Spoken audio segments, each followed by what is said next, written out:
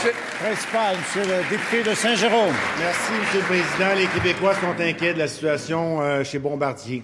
La compagnie fait travailler 17 000 travailleurs et en fait vivre 41 000. Le grand quotidien, dont le Financial Times, le Wall Street Journal, disait vendredi les défis auxquels fait face l'entreprise. La compagnie doit trouver 2,1 milliards de dollars en nouveaux capitaux. Jeudi dernier, en réponse à ma question, le ministre indiquait que la compagnie était investment grade. En français, d'ailleurs, on dit catégorie qualité supérieure.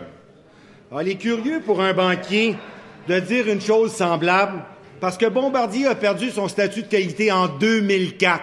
Selon la cote de crédit Standard & Poor's, elle est de B+, c'est-à-dire 4 crans de moins que la qualité supérieure.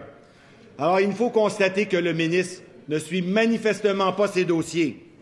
Est-ce qu'il est véritablement conscient de la gravité de la situation ou, comme le reste du gouvernement, il feint la réalité?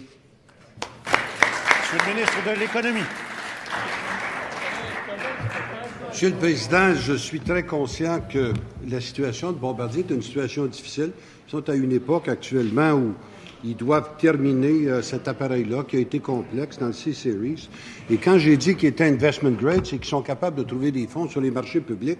Ce que vous parlez d'investment grade, c'est ce qui est dans les fonds de pension ou dans des fonds très sécurisés. Maintenant, on comprend aussi, c'est intéressant de le constater, c'est que la cote de crédit de Bombardier a baissé d'un cran vendredi, si ma mémoire est bonne.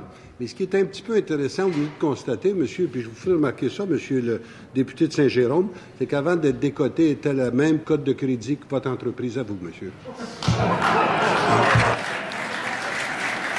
Premier complémentaire, monsieur le député de Saint-Jérôme.